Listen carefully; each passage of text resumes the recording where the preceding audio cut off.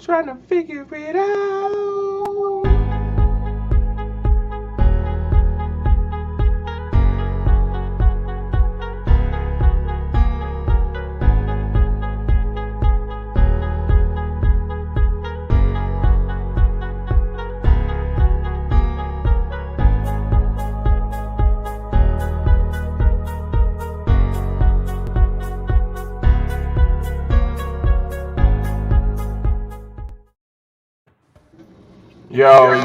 Yo, what's up, everybody? This is. Alright, I know that's me. Hold on a second. This is the Collective Podcast. This is episode 53. Who is giving me that? Cops? Test. Yep. No, that was you, brother, because it went away now. So this is episode 53 of the Collective Podcast. I am your host, Anthony Carter, AC from LA. I got my man, my mellow, Rodney Saucier Senior, aka Saucier _ Senior. We have our special guest host, as always, Anthony Cobbs, and he's always here before Trey. Of course, Trey is running late, and then we have a very, very, very special guest, and we have him on short time, so we're gonna let him get right into it. We have Kristaan Johnson out of Los Angeles, California, aka KJ Live. Go Bruins. KJ, go ahead, introduce yourself. Tell us a little bit about you, and then we'll get into a couple questions. Yeah, I'm Chris Johnson. I played at Crenshaw High School, UCLA. Had a career overseas for about 7 years. Played in countries like Russia, Turkey, Qatar, France. After retiring from the game, I sort of transitioned to TV, color commentary for ESPN, Fox Sports on the high school, collegiate level, as well as I used to cover the Lakers D-League team, the Defenders back in the day as well. I got a show that I'm doing called KJ Live. It's an internet live show. We can get into the origins, but that's me. All right, I appreciate that. Cobbs, are you ready to rock? You on, brother? Yeah, man, forgive me, man. I came right off the Zoom. He over here putting on lotion. No, I don't put on lotion, bro. I'm old school like Rodney Saucier. Oh, you go ahead and be acting. I'm asking like Rod. I hear I got an echo, though. Is that me or you? Yes. Echo's rough. Yeah, so luckily that's you today. Oh man, this is amazing. All right, so we also got Scoop Jackson. I didn't want to introduce him because he has some prior commitments the last few weeks, and I was just gonna let it be a surprise if he came on. Scoop Jackson, welcome to the show. Please introduce yourself. Then we're gonna let KJ go because KJ's on short time. I know you probably on short time too, but he's on shorter time. Scoop Jackson, my man, my mellow from back in the day. Tell us who you are, and then we're gonna let KJ talk. Oh no, I'm good. Name Scoop Jackson, senior features writer for ESPN. That's kind of it. Okay. I keep it real simple. All right. Well, I got some stories, but okay, we can get into that later. All right. So, Cobbs, I don't know if you figured your echo out, but Chris is on short time, so we're gonna let Chris talk. So KJ, big thing for me. I mean, I know you. I know your journey. I know your story, but just can you tell us how you wind up going from this kid at Crenshaw High who was a standout basketball player, obviously from throughout the country. It makes sense that you wind up at UCLA, but you had other options. I remember you and Tremaine playing on Venice Beach, and that's the first time I got to see your personality because I didn't know you yet, and I was like, man, this kid's gonna be a star inside and outside of basketball. So it was really good to see that from you. But obviously your personality has helped shape your career and your success. But just tell us about your journey from Crenshaw to everything that you went through to also becoming a commentator and then launching KJ Live. Well, to start with Crenshaw, I have to start with my dad. So I was going to a prep school out in the valley called Montclair Prep. Had about 500 students. We wore the uniforms, majority white. Pretty much the only black people were the athletes. And so I did pretty well in Montclair. But it was a Division V, and back then you really couldn't get off on the Division I level if you was from a D5. Them coaches didn't really take you seriously. So one morning, my dad at breakfast was like, I think it was my sophomore year. So we had gotten on probation. So we went 24-1, and we couldn't go to the playoffs. And this is, and so we're in April, I'm thinking about the summer, AAU and all that. And he's like, what do you think about Crenshaw? And my first thought was like, what? Now, just to give you a little background, at the time, we're living in Bel Air. We're chilling. We got a big satellite dish, the pool, the whole nine. Marcus Johnson. Come on, you know what time it was. So the thing was, I'm like Crenshaw, bro. Like, no way.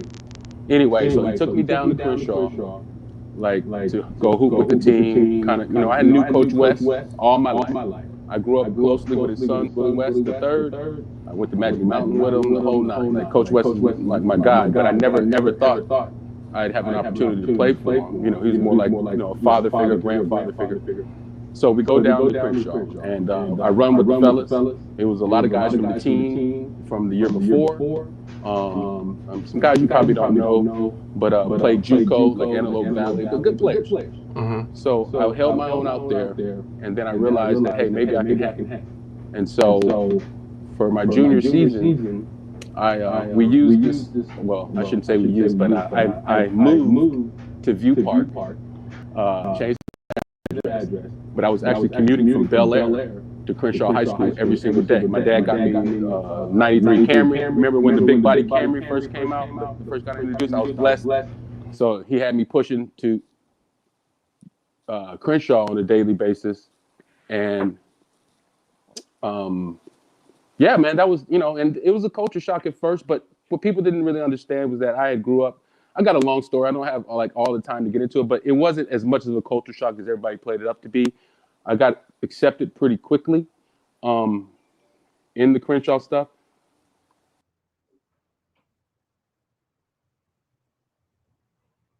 Lost her. He pressed the wrong button. As Kayla would say, damn it, Cubs. All right, somebody else talk so I can see if there's still feedback. It's just Get you. any from me anymore? Got any feedback here? No. I can hear an echo and everything. Whatever you did during Chris's interview is what you need to do. Because you fixed it. Can y'all see me? Yeah. Y'all got me? Yeah, go ahead, KJ. So at Crenshaw, like I say, the first day of school, I get there, I pull up, and a good friend of mine to this day, Rico Laurie, kind of accepted me. I had went to Audubon Junior High School at one point when I lived with my mother. So I had known a lot of those people at Crenshaw, so people were recognizing me. It was just a weird phenomenon. A lot of the teachers at Crenshaw had taught. My dad had taught with my grandparents who were LAUSD teachers for 30 years. So it was a feeling at Crenshaw of sort of like love and acceptance. Crenshaw had the rap of, being a certain way, but, it took me about 2 weeks before I was fully integrated into the Shaw. After the Shaw, we went, at the Shaw, we won 2 city and 2 state championships. We're ranked number 5 and number 3 in the country, both my years there. As you mentioned, Tremaine Folks in your intro, he ended up getting drafted by Denver. We had like 8 guys go D1. UCLA recruited me, kind of as an afterthought. I'll keep it real with you. Kind of like doing my dad the solid, and I knew that at the time. And that's why I really didn't put all my eggs into the UCLA basket. I was actually going to go to Cornell, Duke, and walk on, or I was going to go to Washington State with Kelvin Sampson. Those were the schools that I was really rocking with at the time because they were going to let me rock out. Oh, Rick Majerus at Utah also, gave me a lot of love. Loved my game, was going to let me rock out. But then, in the 11th hour, I had a long conversation with Lorenzo Romar. He's now the head coach at Pepperdine. And Romar, I grew up, he was my dad's teammate at one point. So I spent time with him in Cincinnati back in the day when he was doing his athletes in action stuff. So I always loved that man. And just knowing that he was going to be there, just be there, and they were going to give me a scholarship. So I was like, I'll take the chance, I'll do it, although I was not promised playing time. Mind you, I was a 6'5", 280-pound center when I entered UCLA, and I left as number 24 all-time leading scorer. So my career arc at UCLA was kind of up and down. You win the championship the first year, you enjoy all the spoils, I'm big, I'm heavy, so I had injuries all year, so I didn't really play. I won 2 state championships and kind of hit UCLA. Just, you know, it was a bittersweet sort of deal because you're on the bench. And the best thing, you know, I was known for was wearing towels on my head and shit. Sorry, I didn't mean to cuss. But so, you know, I mean, that's what everybody knew me as. So that summer, I go to Atlanta to go work out with my mom, go stay with my mom, who was a vegetarian. And so I literally dropped like 30 pounds, 30 days. I ended up playing with Mike Jordan, who was out there. I come back from Atlanta. I come back from Atlanta. I lost 30 pounds. Michael Jordan now is shooting Space Jam. So he hits up the SID at UCLA. He's like, yo, I want the UCLA players to come down. So I started, you know, I get off basically the day after I get off the plane from Atlanta, after dropping all this weight, nobody really saw me. Nobody knew what time it was. And I hit the Jordan dome. Now I'm, you know, looking decent. Tim Grover sees me. Mike, you know, he's like, oh, Chris, you know, he's like, Tim, you know, first day. Tim, make sure he's on my squad every single day. And so I played on Jordan's squad every single day. He showed me love. I mean, Jordan had my dad. I don't know if y'all saw The Last Dance, but Jordan shouted out my dad in The Last Dance. Jordan had his poster up when he was at North Carolina. You know, he said the clip is like we're interviewing him in his dorm room. And it's like this. Behind him is my dad. He had this poster with the book called What Goes Up, What Goes In, Johnson's Law. And so my Jordan's quoted, you know, he says, I like Marcus Johnson, I like the Lakers. You know, Jordan used to talk back then, I like Marcus Johnson, I like the Lakers. And so that was so, you know, so he had love for my dad. And so he showed me love and put me on. Now, if I was weak and if I was sorry, you know, I wouldn't have stayed on like that, no doubt about it. So I had to step up. And so that summer I played with Mike against, you know, Grant Hill, Reggie, Dennis Rodman, Patrick Ewing, all kind of cats. I'd be the only non-pro on the floor. And I, you know, I know it's hard to believe, but I did hold my own. If you have to think about it, you know, Mike was drawing the double. I'm typically in the corner, sliding down for open jump shots for game. And so I was able to knock some of that stuff down, a 2 or a 1, depending on, you know, where I was spacing out. But that's pretty much was our thing. And you know how Mike would draw the double in the league. When you play pickup, you know, they play like they play, you know, in the real life. So anyway, I flourished out there. Then UCLA the next year, I ended up averaging. So I went from averaging 0.7 points a game my freshman year to averaging 12.5 my sophomore year. I dropped 36 on Cal, 30 on Washington. It just came out, you know, started at the 2. You know, came out at the 2 after being a center. After everybody, you know, calling me fat boy the first year, laughing and shit. Y'all, yeah, AC laughing. I see y'all laughing. Y'all know. And so, you know what I'm saying? So I started at the 2. And then I had a good career. You know, we won some Pac-12 championships, Pac-10 championships. You know, I had a lot of good friendships with guys. And, you know, we really had fun. Met a lot of people that I still have long-lasting relationships. And then after that, I went overseas for 7 years, man. Spent some time in Qatar and Russia and some other spots, man. And then came home and then started doing the TV stuff. And then, you know, to where it got me to KJ Live. So dude, like, it was really organic.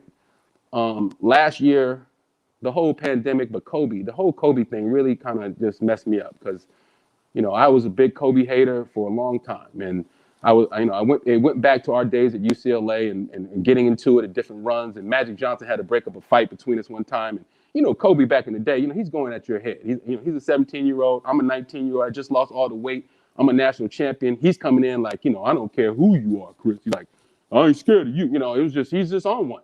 And so the Black Mama's at people's heads that summer, not tripping on who you were, championship or not, Toby. Everybody could get it. And so I kind of held this grudge, this jealousy thing with Bryant. You know, he's, like I tell people, he was 17 years old. He got more money than us. He was more handsome than us. He had all the chicks. He had more game than us. And, you know, you just knew, I mean, we 19 thinking we sweet. You know what I'm saying? And it's like Kobe comes in. It's like, oh, great. You know, he just comes in, just murks it for us. So there's a lot of up and down feelings in his career with the Lakers. You know, I kind of blamed him for Shaq bouncing and kind of got salty about that. And, you know, but then really when the 2016 season is when I said, you know, I'm letting go of stuff. And I had to take it to the game, the final game against Utah. You know, I was literally in tears watching him go from, you know, hitting that 50, but then the 60 piece and the jumper, you know, how he got to that spot. You know what I'm saying? It was just like, you know, I just broke down and I lost it. And when he died, you know, it was tough, you know what I'm saying? Because it was just like, you know, it just came out of nowhere, man. And, you know, it was just messed up. It was messed up. So, you know, it's hurt. You go look at my Twitter profile. They're telling me now, oh, you got to do some branding. You got to put on a new Twitter background. I'm like, no, man, I'm not taking it off. It's Kobe's 8 jerseys laid across the Laker thing. And I got a mural of him up, and because I respected that dude, and I seen that dude work, and I knew what time it was, and so I'm sorry I go off, but so Kobe, that thing, and then the pandemic, and it's gonna sound crazy, but like when Tiger got into the accident, where I live, I mean, I literally, y'all can kind of see, so that's like Palos Verdes. Do you see that mountain? So Tiger's accident was basically like over there.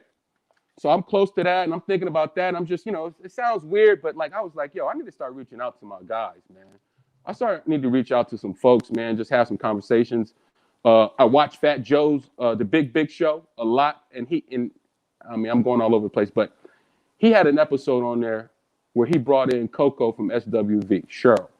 And so here's the thing. I had no idea that they grew up on the same block. I guess it's Forest Hills in Bronx or something.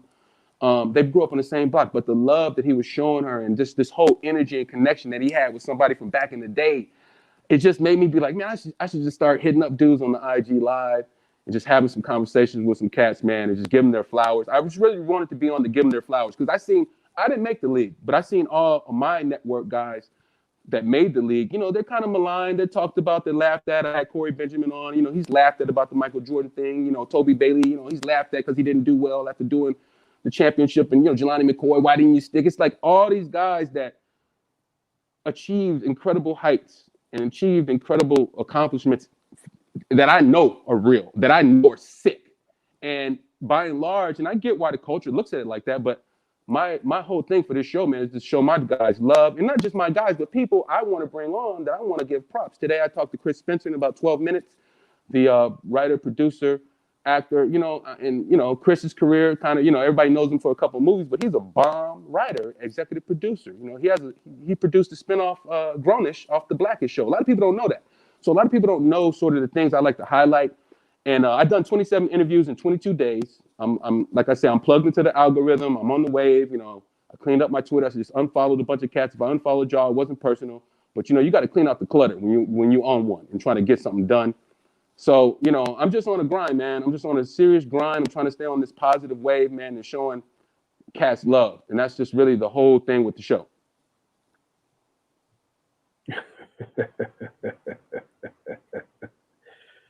I like that. Definitely appreciate that, KJ. And I think that you probably remember this day, but also that was a great day. Just validating what you just shared with us. The Joseph Zucker for Bleacher Report reported about 10 months ago that just what you just said, that Michael Jordan, because I call your dad MJ, so I'm going to say Michael Jordan, drafted you first in every Space Jam pickup game. That's outstanding. And your journey is amazing. Your journey is inspirational. I want an aside really quickly. Talk to us about the news that came about last, I guess it was Wednesday, and kind of what that means to you guys. And I know what we hope will ultimately happen, but just talk a little bit about, the long journey for him to at least get that nomination and what that means to you guys. Yeah, the Basketball Hall of Fame nomination for my dad is really important for me personally, and obviously our family, but personally because I just feel like it's long overdue for him. 20 a game, 7 rebounds, 4 assists, did it in one of the top eras of forwards that the NBA, the classic era, your Bernard Kings, your Dr. J's, your Larry Birds. Scoop, all about the Eastern Conference and all that. I'm sure you know what time it was back then. I mean, he was really putting it down. And so, I know obviously that his career had a couple of hiccups and, there was no championship, but I think that, my dad really deserves it just for his entire body of work, his contributions to the game, not only as a 10-year pro, 5-time All-Star, 2-time All-Pro, All-NBA first team, or 1 time, I forgot how many, but he did it. But for his off the court contributions, it's also the Basketball Hall of Fame. He's an Emmy Award winning Midwest in the Midwest region, an Emmy Award winning announcer for the Bucks. He's a major TV guy. He starred in some of the classic movies. I'm not saying that that's why you put him in the hall, but golly, he still did it on the court. Now you add all this into the pot, and you just hope that the voters, and he's dunking. Also, hold on, he's still dunking at 65 years old. Still dunking. So let's get that. Let's just throw that out. It's the birthday dunk in every year. Let's throw that out there. He's getting it off. I mean, the court is like 9, 10, 9, 11. Okay, sorry. But, he's still getting it off one step at 65. So I just feel like he's a Hall of Famer. And also, my dad's journey as far as his journey with sobriety. So 19 years he's been sober. He played a large part of his career kind of in a haze. He'll be the first one to tell you that. And so that part of it, the way he's embraced it, the change in him as a man, for me personally, I can only just put all my prayers in one place and just, really pray on it and just, pray that the writers, they vote him in. That's good stuff. Yeah, that's amazing. So it hit you. So from the thing is, just loving the fact that once I got to know Chris, we immediately connected and we remained cool. And I'm not a basketball. I mean, I love basketball, but I'm not the basketball guy that, Chris has all of the people that are on his show. Well, of course he has other people like Otto who is track, but I'm not that guy, but we still connected. Like, we share a love for basketball, and then he's been great in basketball. I've covered basketball. Some of that is courtesy of Scoop. We'll get to that later. Thank you, Scoop. But he's been a genuine guy, and we've had a genuine friendship for a long time. And then I met his dad when I was a kid, when he played for the Clippers, when I was at the Weingart Urban Center YMCA. But then I got to know his dad as an adult, and he became a client, and he's been a client of mine in several different ventures. So I've remained loyal to the Johnson family. The Johnson family has remained loyal to me. It's amazing. So, Chris, I appreciate you taking the time out of your schedule to come on and talk to the people. And I know that a lot of people will watch this on replay or listen to it on the DSP. So we definitely love what you're doing with KJ Live, and we'll continue to support you. And just appreciate it. You guys, you have anything for KJ before he bounces? Man, he gave me everything I wanted. I'm still just tripping off of his dad playing in a haze in that particular time. Yeah, man. Still giving it to everybody. And that's the thing, man. That's the whole thing. It's like, what could have been? Oh, we're gonna cover it. Well, wait. Since I'm the OG up in here, let me inject this. It's not like Marcus was the only one in the haze at that time. The playing field was pretty level at that time. That's a good one. Right. The playing field was mad level at that time. Yeah. So let's get that straight. But Chris, no joke, man. It's good to see you, man. Your pop talked about you when you were mad single arm shorty. Yeah. You know what I'm saying? So yeah. Your pops is one of my favorite people all time. I'm growing up in Chicago, him right next door in Milwaukee. Yep. Putting in work, and just he was a hero to a lot of us, in Chicago, because one, he was right next door, and the Bulls were so trash for so many years. Yeah. We had to look, where was our heroes coming from, especially as black men. Yeah. And Marcus, for years, along with Bobby Dandridge, all the other cats that were putting in work right next door in Milwaukee. They became East Star, put it East, so it's because they're east of us, Yes, sir. So they're west of us. So it's like, that was, your father was our guy for a long time. We always respected him. And to your point about the Hall of Fame, I think, and my son and I were just having this conversation, there's really no criteria for what gets somebody into the Hall of Fame. And I always kind of aspire to that line that Fife used, I never need a statue to tell you how nice I am. I think the same thing applies with certain people that aren't in the Hall of Fame. Right. When it comes to sports, that we don't need that validation for the world to know how nice we are. Especially from the culture of basketball, not the game of bad, but the culture of basketball. And they understood, the culture has a full understanding of the work you put in and what you represent. Yes, sir.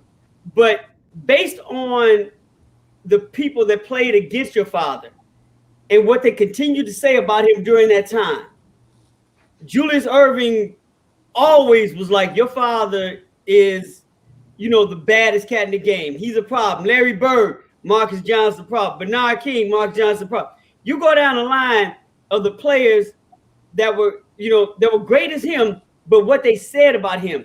To me, that needs to be a criteria that the Hall of Fame voters put in place. Not what the media thought, not what was written about he or she, not what the stats say, But what were the players that were playing against this guy saying about him during that time? Because if they're telling you this guy's like that dude, you know what I'm saying? If he's that dude, and they're telling you that, and your ass ain't out there playing against him, and they're doing this for like a decade, that's a criteria in my eyes. And your father got that criteria in spades, because during the time he was playing, every time either somebody had to come to the Mecca or the Bucks were traveling somewhere, there was work about to be put in, and everybody knew it. So I say that to say, because I know how fickle voters are. Yeah. If he doesn't get in, F him. You know what I'm saying? Seriously, we know. Yeah. And his entrance into the Hall of Fame should never be a validation of the work he put in. Just like Spencer Haywood's entry in the Hall of Fame never swayed how we knew what the work Spencer Haywood put in. Same thing with Bernard King. All those years he wasn't in. Yep. It didn't take getting into the Hall of Fame for us to know who Bernard King was. You know, it's the same thing that applies. Now, if he gets in, God bless him. I'm happy for him and I'm happy for the family. Yep. But I just want to let you know that he doesn't need that. Your pop and your family don't need that from us. Yeah, thank you. Because we know who your father was, and we know who he is, even if he dunking at 68. Don't make a difference. 65, whatever. Don't make a difference. We know who he is and how important he was to the culture of basketball. That's real, Scoop. Thank you, man. I appreciate that, brother. Always, man. So thank you for that, Scoop. So KJ, we want you to tell us what a clutch basketball player is, and also tell us where we can find KJ live. Okay. The clutch thing is I gotta be quick because I got Chris Spitzer on the line. Hold on. So clutch is somebody that's hitting the big shots, you know, at the end of the game. I mean, I don't know what, like somebody when the money's on the line, that's when the clutch guy does it. You can find KJ live on Instagram.com/Chris Johnson Live. My Twitter is @PointForwardPro. Let's connect. Thank you guys for having me on. Can't wait to do it again, guys. I got to bounce. I got 2 minutes. All right. I'll see y'all in a second. My God. Appreciate you. Appreciate you. I'm pretty God. sure he added when the money is on the line. When the money is on the line. All right. So listen, let me get my Rakim on before I introduce my journalism mentor, A. Journalism mentor A. He's A. J.A. Donde is B. Let me get my Rakim on real quick. It's been a long time. I shouldn't have left you without a podcast to step to. Think of how many week shows you slept through. Time's up. I'm sorry I kept you. Episode 53 of the Collective Podcast. AC from LA here with Saucier Sr. Trey Hop missing in action as always. He texted us saying he was running late. At least he texted us, 17 minutes before the podcast. But we have no idea why he's late. But he didn't seem like he was in any kind of desperation or anything. So that's why I'll make jokes about it. CPT. Yeah. Facts. That dude. That dude is definitely on Trey time. Should I get rid of the other one, Cobbs? I'm not sure what's happening, man. I have the worst luck with this. There you go. Yeah. All right. Boom. All right. So let me give you guys. I'm not gonna do him justice, but Scoop Jackson, I met early in my journalism career, and we were covering something NBA together, and he took a liking to me, which was great because I was already impressed with him. But he was like, "Hey, let me see what you got going on," and so he not only gave me a little game, but he put me with a couple different publications. He put me with the Source Sports, and so I got my first work there. I did a piece on Richard Jefferson and the University of Arizona. I covered their Midnight Madness, but I think my most crowning achievement as a magazine writer, as a feature writer for magazines, was my piece on Floyd Mayweather for King Magazine, and that was before Floyd was pound for pound, but that's when he was telling the world that he was going to be and how he was going to get there. And so Scoop put me with them, and so I wound up getting that gig. So I wound up spending the weekend with Floyd up in Vegas, and the weekend with Floyd and his whole crew, and just an amazing weekend. And then Scoop checked my work to make sure that it was tight before I submitted it. So ever grateful for that. Ever grateful for what he brings to journalism. He makes sure that that athletes are covered the right way. He makes sure that student athletes are covered the right way, and he holds people accountable on both sides of the aisle. And I've always appreciated that about him. Glad that he can be on here today. So, Scoop Jackson, welcome to the Collective Podcast. How you doing, sir? I'm good, my man. Appreciate you having me. Appreciate the words. I thank you. And that accountability thing means something. It's like if you hold yourself to it, then everybody else is easy. And once you hold yourself to those standards, and kind of like Chris was just talking about that Mamba mentality, man. If you're out here trying to get the best out of yourself while you're alive, then some say it's not right to put that on everybody, but I don't think there's anything wrong. I'm not gonna say it's right, but I don't think there's anything wrong with it. Yeah. So I know that you were, we tried to have you on a few weeks back, but you were working on a project. Can you talk about the project? No, you know how in life and career things go through ebbs and flows? Yeah. Man, I got hit with, straight up avalanche tsunami. No, seriously, I'm not BS. It's like it was either February 2nd or February 3rd. I literally got hit with 9 assignments. Wow. In 2 days. Wow. Like with stretching out deadlines, but ESPN hit me with like 4. Nike hit me with a month-long project. There's a magazine here in Chicago that I got an assignment for that they assigned that we had been talking about since November. They decided to assign me that for that month.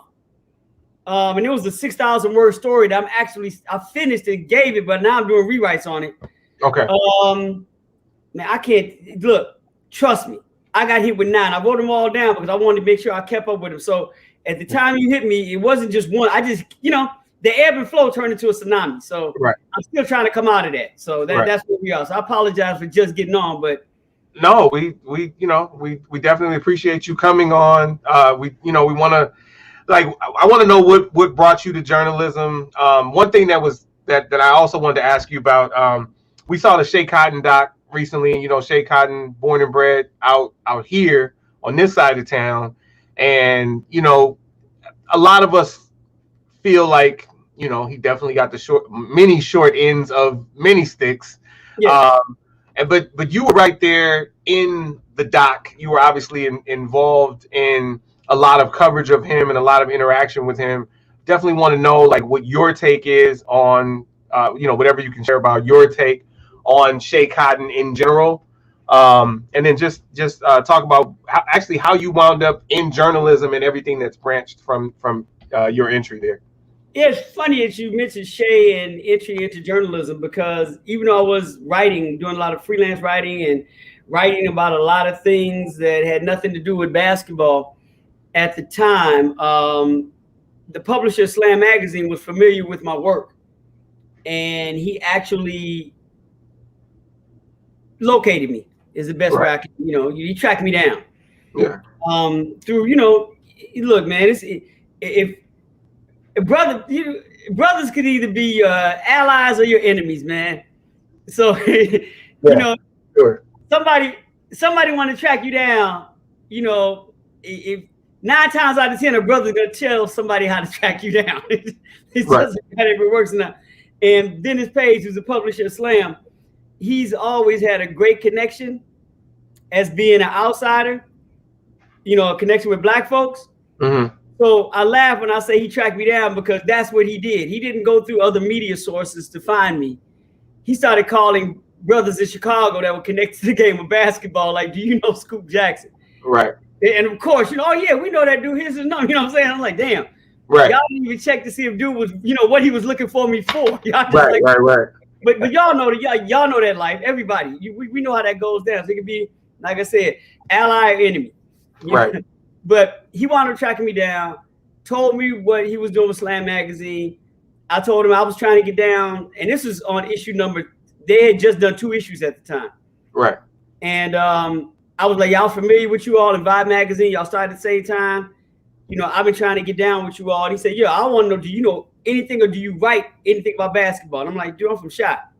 Yeah. Basketball is what we do. Enough He's like, said. that's all I need to hear. I just hired a new editor-in-chief. Y'all make it happen. You know what I'm saying? Basically, like, y'all make it happen. He just straight up just handed it off. And the first assignment Tony gave me as a journalist at Slam Magazine was the Nike basketball camp that happened to be outside of Chicago. Mm-hmm. And that's where I met Shea Cotton. Okay. So we're connected basically through my entry into sports journalism. Okay. You know, and he was one of the first players I saw at that camp, you know, along with Kevin Garnett, along with Vince Carter, along with Paul Pierce. And I'm going to throw an LA cat out there, along with a Lujimi man. Hey. Yay. Hey, you know what I'm saying? Like, they had some ball players. And there was a team during that camp from LA that basically, you know, I don't know how Nike did that, but they put all the cats from the LA area on one team during that whole camp. Right. That team never lost a game. They won the, you know, the camp championship. They, you know, they just had ball players. And Shea was a sophomore at that time. He was like, I think, the baby on that squad.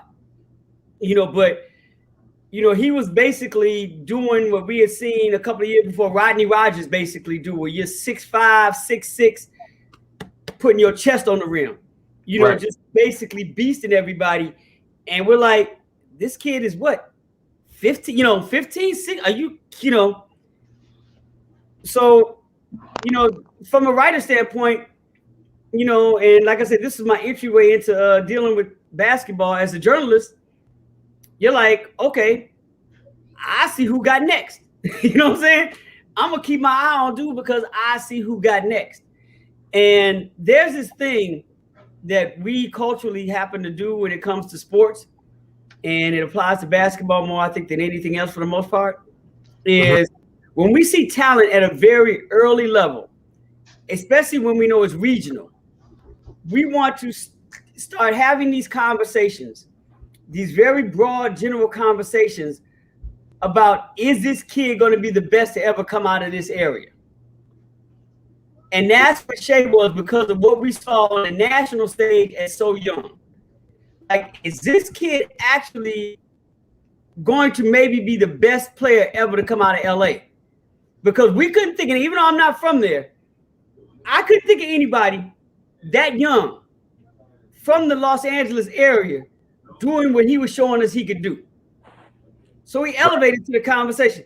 And this is like, you know, before we started putting the Baron Davises and Andre Millers and Gilbert Arenases, you know, before we started having those type of conversations, definitely before the Paul Pierce, because Paul Pierce was, you know, he was at the camp, so he wasn't even in the conversation.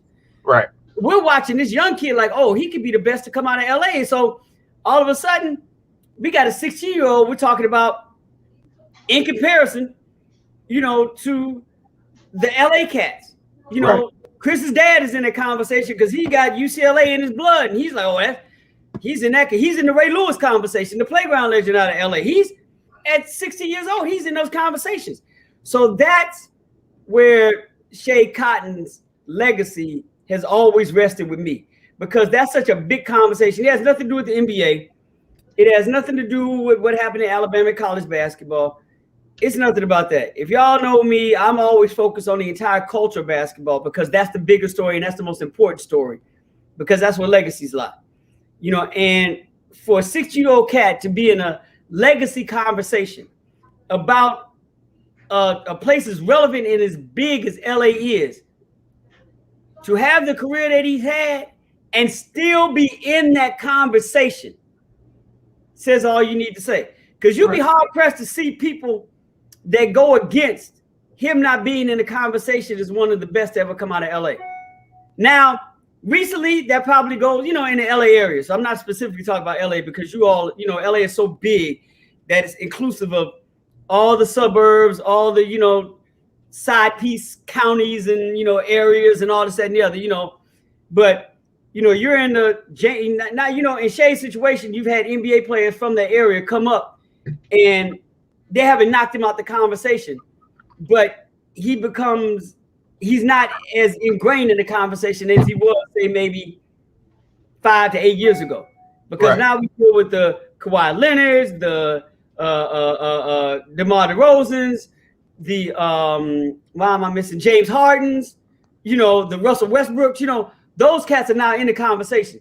But still, Shea, when we're talking about LA ball players and who's the best, and once again, Paul Pierce is in that conversation, you know, he's still in the conversation without having a like Hall of Fame type NBA career. So that shows you how ridiculous this kid really was. Right. Yeah. Yeah. I appreciate that. And yeah, I think I liken the talk about Shea's legend to that of John Williams, who was long considered to be, you know, either A or B with Marcus as the greatest in our history, and then didn't have the great NBA career that many of the others did. So you got John Williams and Shea, and Rodney could tell us about it later, because I know Rodney played against John Williams on the playground. So, you know, back in the day. But yeah. So yeah, definitely appreciate that. Appreciate that take, Scoop. So you've had such a wonderful career, and you know, every year you get further into your prime. Like, your prime is forever. Like, you haven't gotten past your prime. Like, talk to us about some of your greatest moments in sports, whether they be specifically in Chicago or traveling the world doing the things that you do. Like, what stands out for you?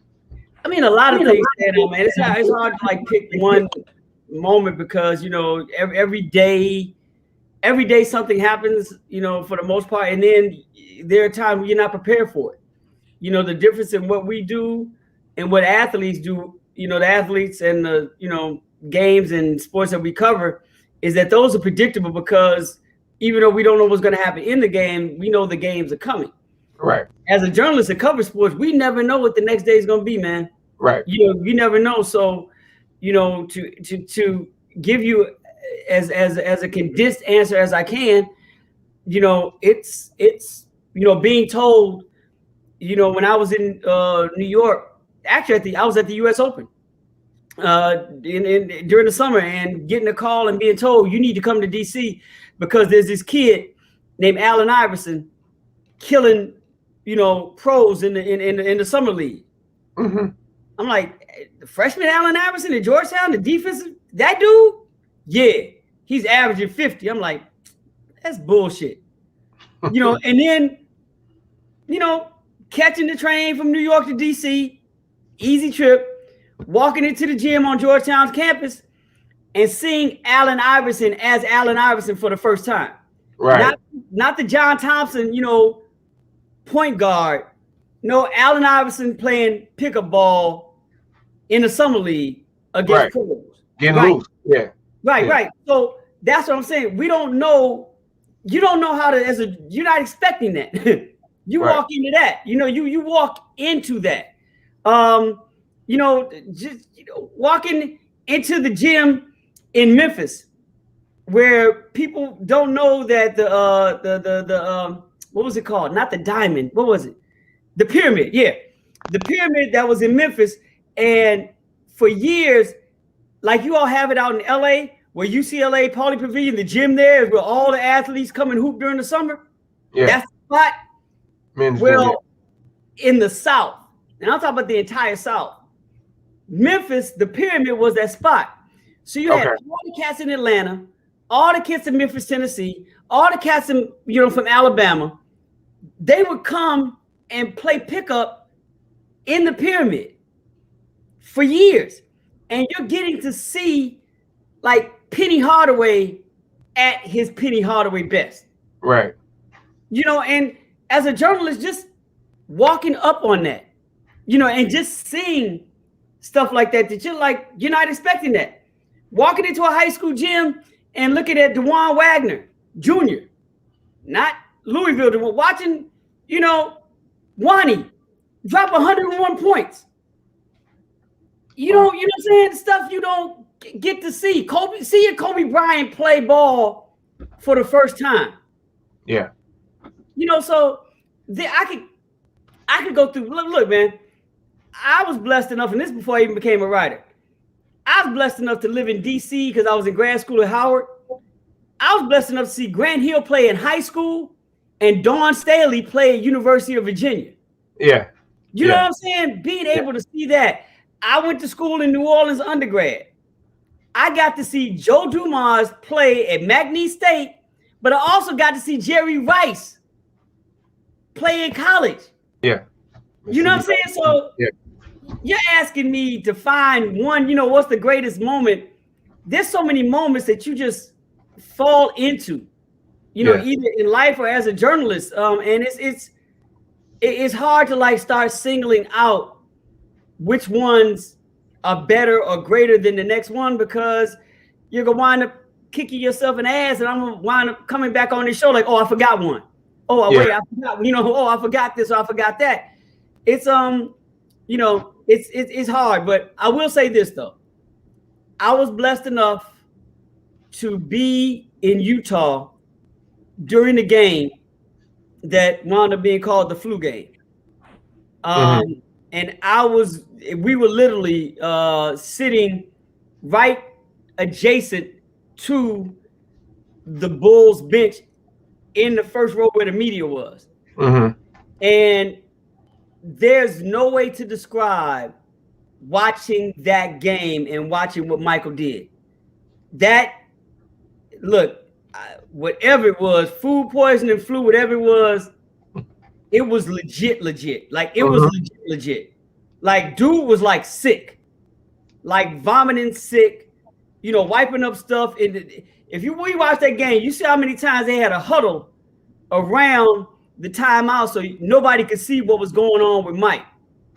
The ice rub downs, the stomach, the full sickness that this dude was in. And just to look at his energy level, the minute a buzzer sounded where they had a chance to get a timeout and he knew he was going to get a break. And then watch him muster up the energy to walk back on the court.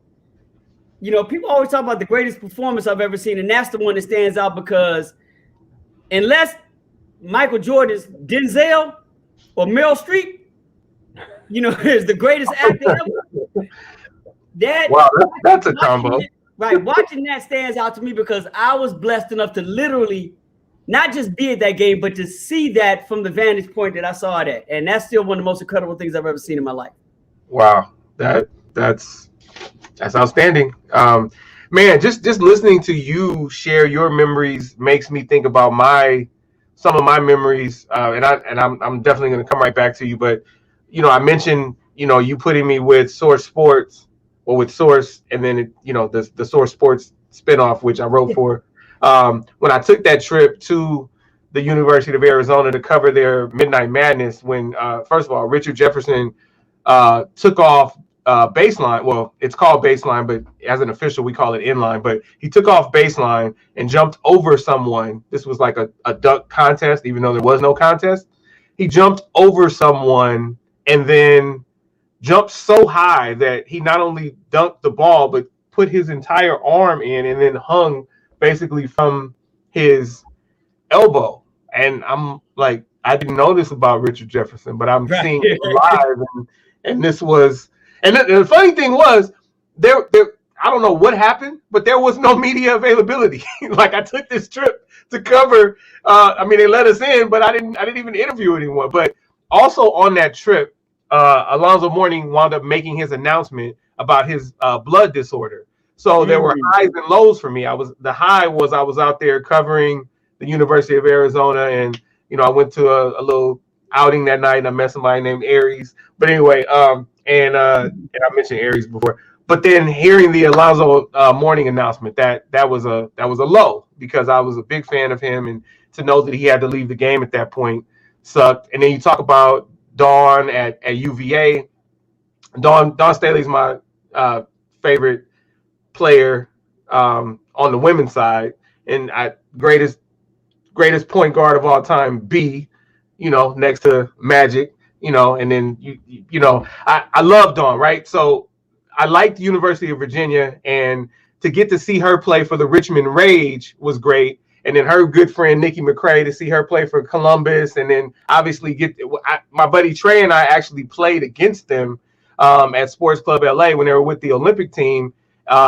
leading up to so earlier in '96, we played with them against them out in LA with Katrina McClain and Katie Smith and all of them, and it was a great experience. So many memories, and I know, like you said, it's very hard to choose a couple, but like never lose your memories. Like that's the really really really important thing, and if you can get something to spark that, then it's great. But yeah, we definitely. I got one for you, and this be before we got in journalism, and this tells you, like, to your point about remembering and keeping memories. Yeah, I was at the actual ABA All-Star game in Denver, Colorado in 1976, because my father lived in Denver. Wow. So, and we spent summers with him.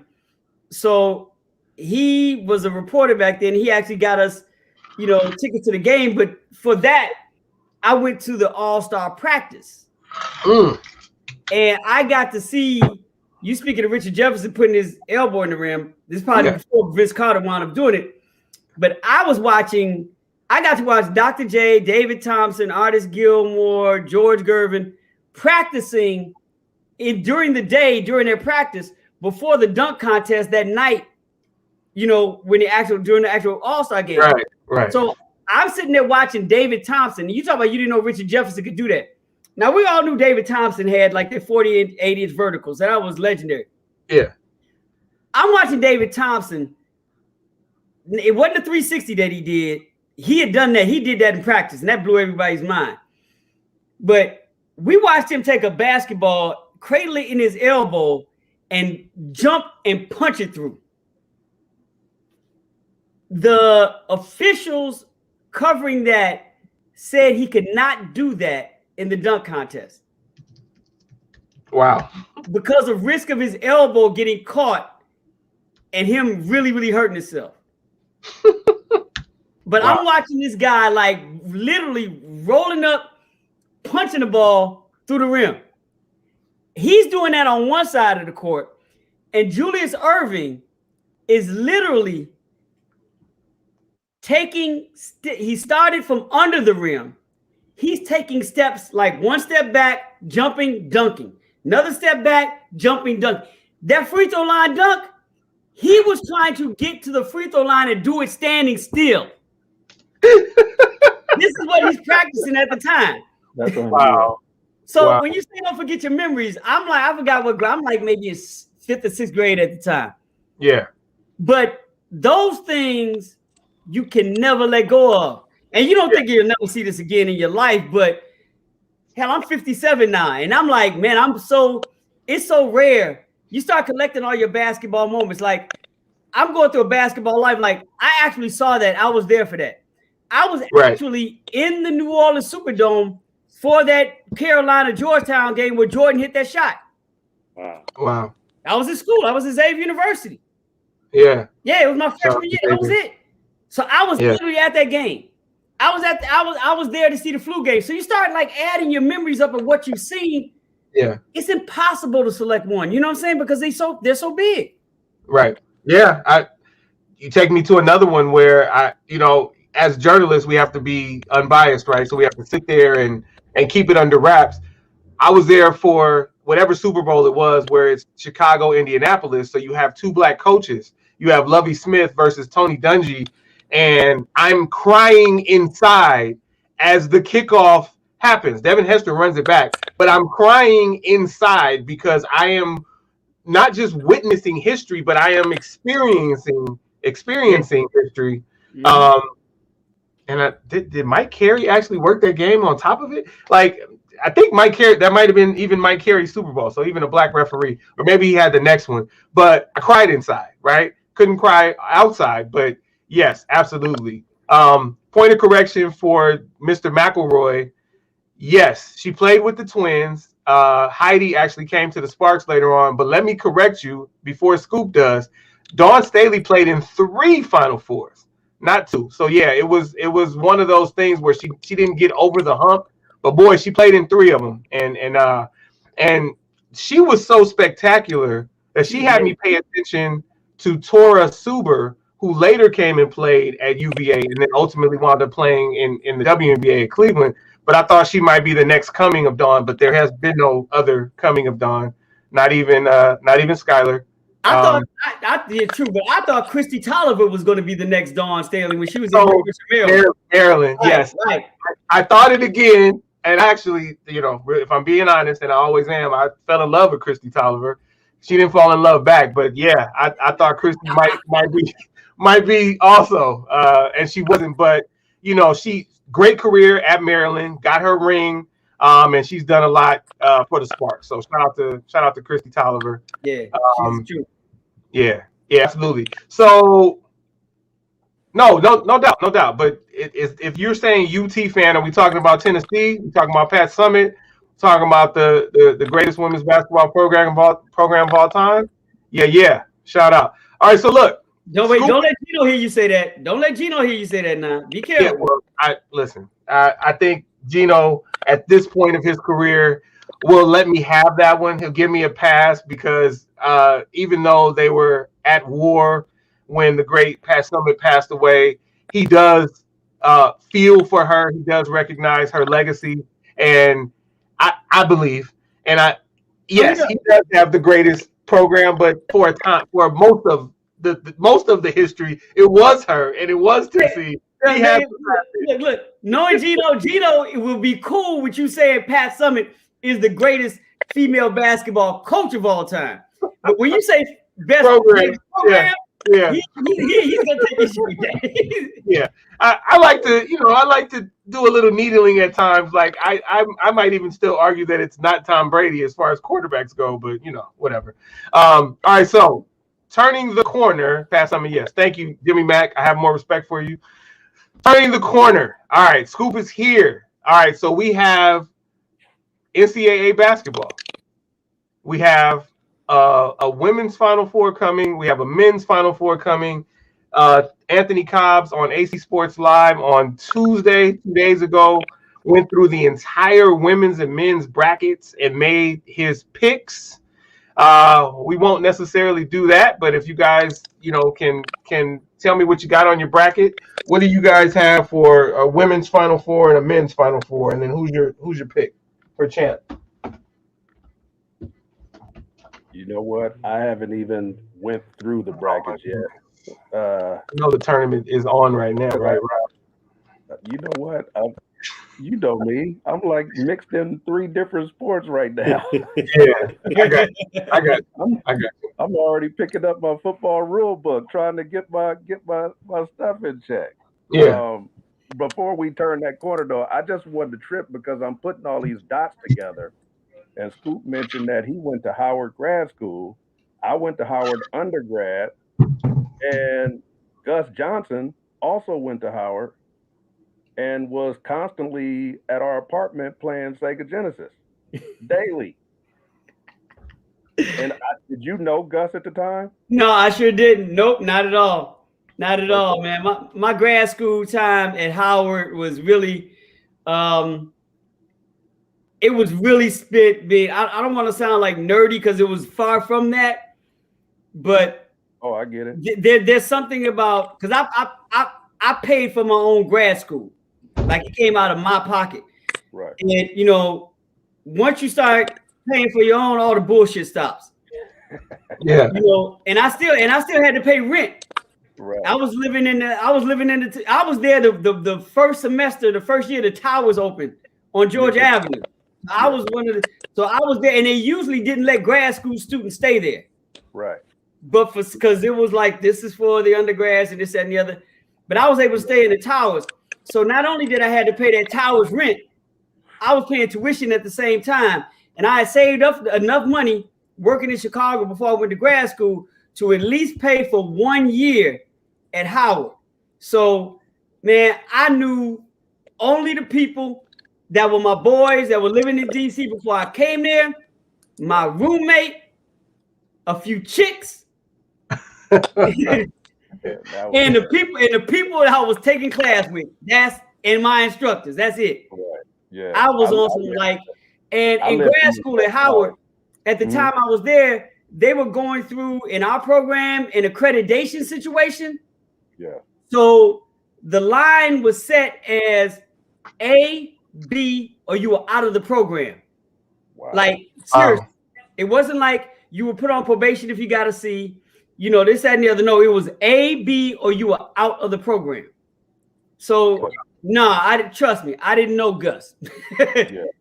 Yeah. I mean, the biggest trash talker on earth. Word. Gus talk trash nonstop. It makes sense now. On television now, acting so civilized when he talked nonstop trash. It makes sense though. Yeah, but it makes sense. To some of the things that you saw, like I came home, I flew home and saw Shea Cotton when he was a sophomore.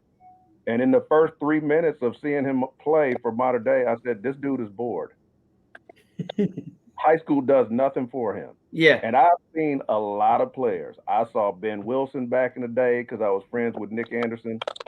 I saw John Williams going against Chris Sandel back in the day at the LA Sports Arena, back and forth. I saw a lot of great players, but he was the only one that I could actually say, this dude is bored with high school sports. This is not for him. He doesn't belong. I mean, he played like a senior in college. Yeah, he did. In high school. He did. And I saw Kobe when he first got drafted, when he stepped in the pyramid at Long Beach State in the summer league, and was blown out my mind with. Yeah, I heard those were ridiculous.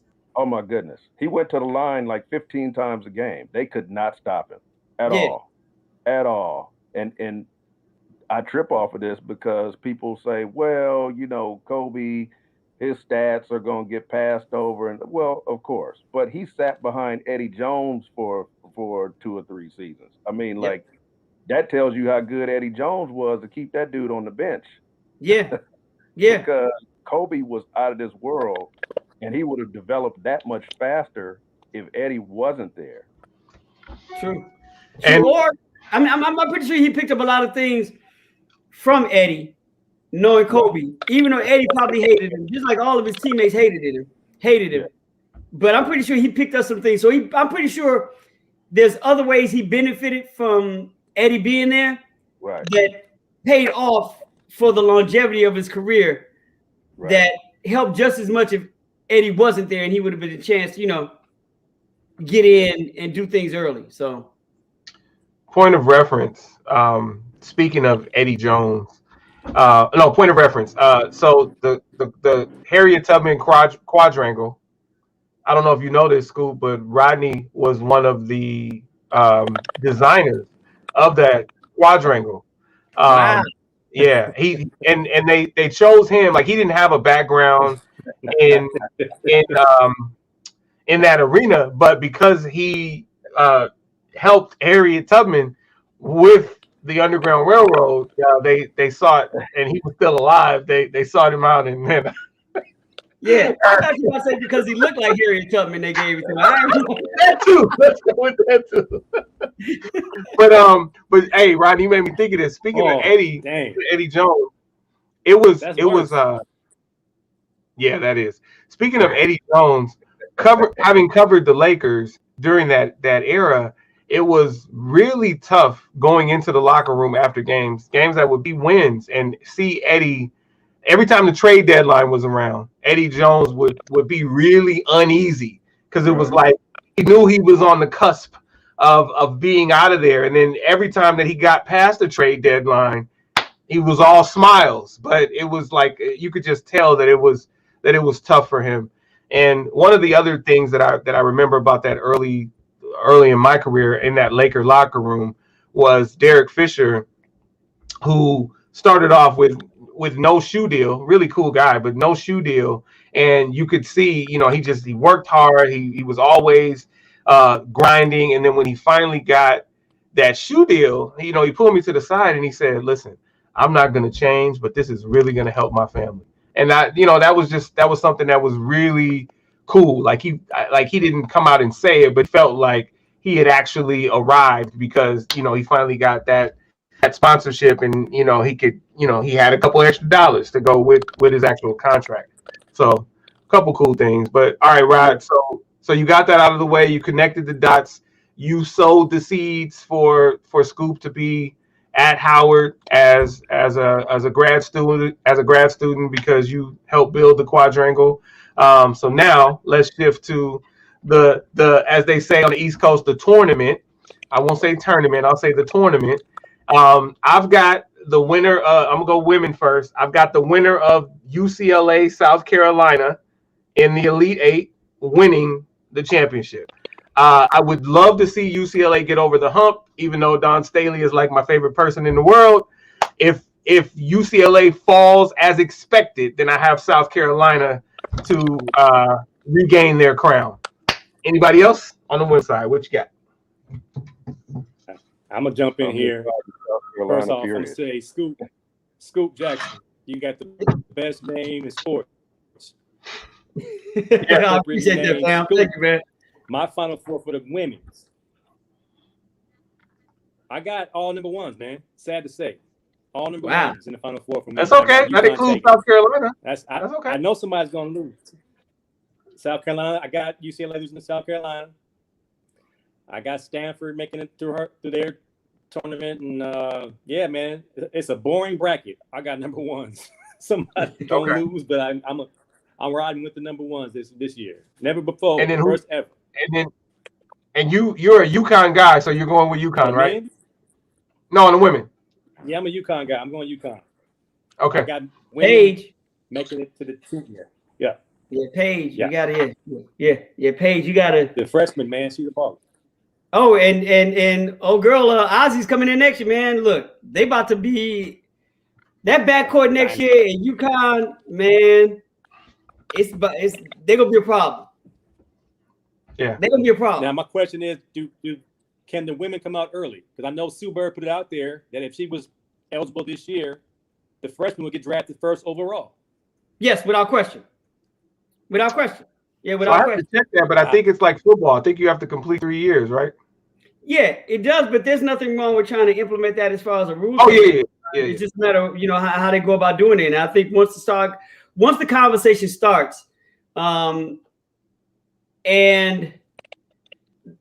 I think the players find a sense of security inside the WNBA that I don't want to use the word guarantee, but makes them feel more secure about being able to function without having to have their degree, then I think you may see it. But women, the genderism that happens to lend itself to what women athletes have to go through on the basketball level, men have to go through on the basketball level, really dictates, I think, what should be the ability for them to come out of school early or not. And the decision that they're going to make, or whether they collectively think for them as basketball players, whether it's a good idea to allow women basketball players to come into the WNBA without having their degrees on their side. So that's a conversation that needs to really, that's between the player, just the players of the WNBA, a lot of the colleges, and, I would hate to say it, parents of the student athletes that are attending the schools at this time. Yeah. I like the fact that Sue put it out there, but, the revenue stream is not the same. And the one thing you don't want to do is enter into the workforce and have you not having something held against you. So I don't know, that's going to be interesting. But you're right. If it was available, I'm pretty sure the number 1 and 2 picks in the WNBA draft would be the freshmen. UConn and South Carolina. Which I would say I haven't been a bracket guy in probably 15 years. 15, 20 years. I haven't looked at a bracket. Because I find myself being disingenuous to the game. Because to me, if you're a fan of the game, you shouldn't reduce the game to what your personal interests are. especially personal interests that have the ability to change over the course of 3 or 4 week existence that happens to be a tournament. If anybody says that they have seen all 68 teams that are playing in this tournament and they know something about all 68 teams, they're lying. Facts. Right. The tournament allows you as a fan and even as a professional, somebody who may be covering this, to learn about teams that you actually didn't get a chance to know about them. And even if you did know about them, you don't know everything about them. Yeah. The beauty of the tournament is that somewhere along the line, you fall in love with those teams that you didn't know about. So it could be a San Diego State University. It could be, or whatever, whatever. Yeah. A Colgate. Whatever team you want to pick. Like, damn, I ain't get a chance to see them play, but I like this team now. Yeah. I saw them the first weekend. I like this team. Now, all of a sudden, you've learned something, and now you're not pulling for this team because you didn't have their name in your bracket. That's not what this is about. Because now it's not about basketball anymore. It's about you. It's about you trying to stick to a decision that you made without having all the information. And that's not what the game is about.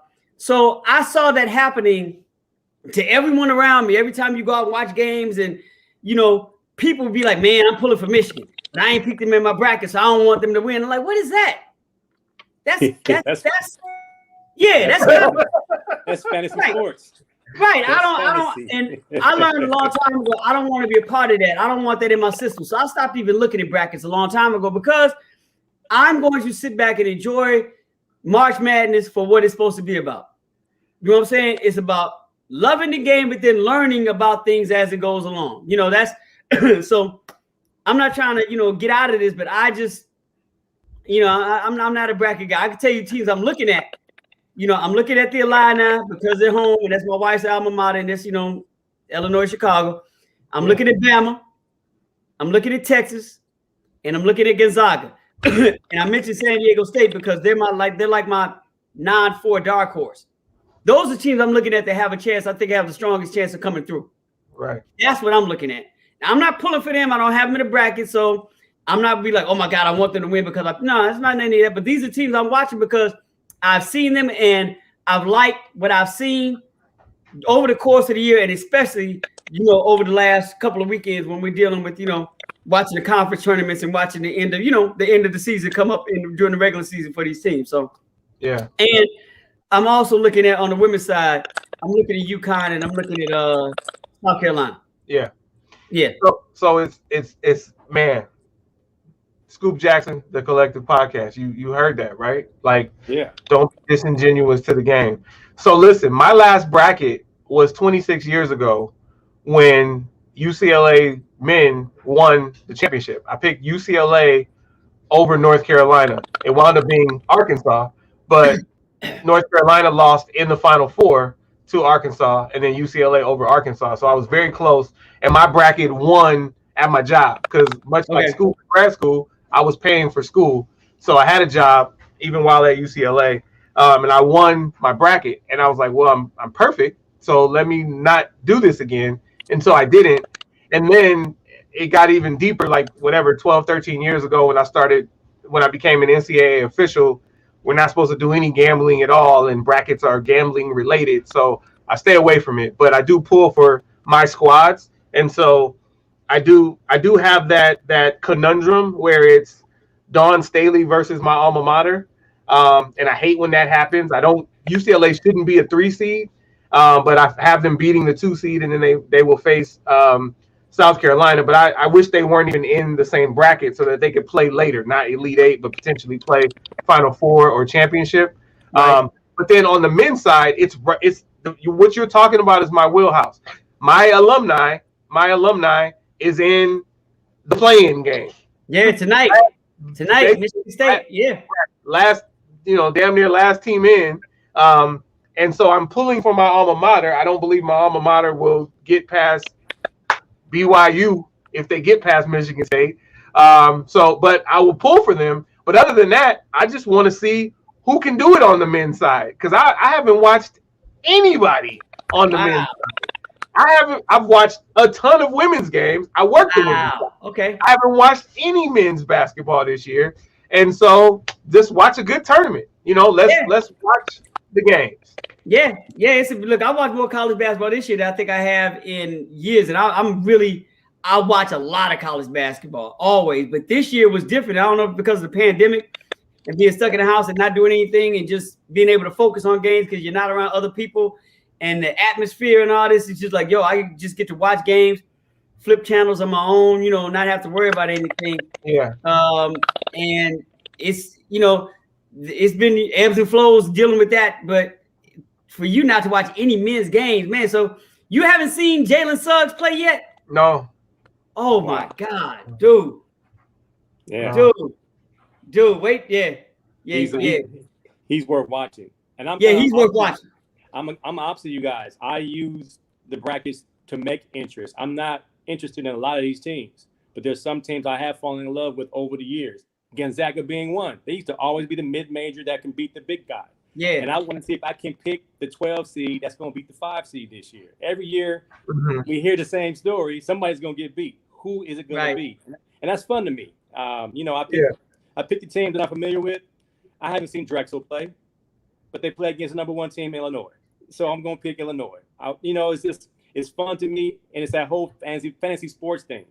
It makes me a fan of teams I've never seen play before. I'm picking some teams. I picked Georgetown.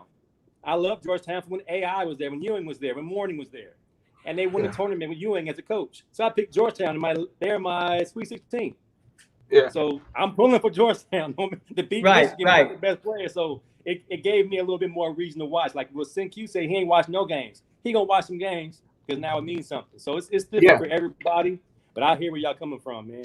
But that extra incentive is good. I mean, for some people, I just happen to be the one don't need that extra incentive. I like other extra incentive, but that one, it seemed, once again, I'm not saying it was going to happen, but I'm not arrogant enough to think that what I'm watching go on around me can't happen to me as well.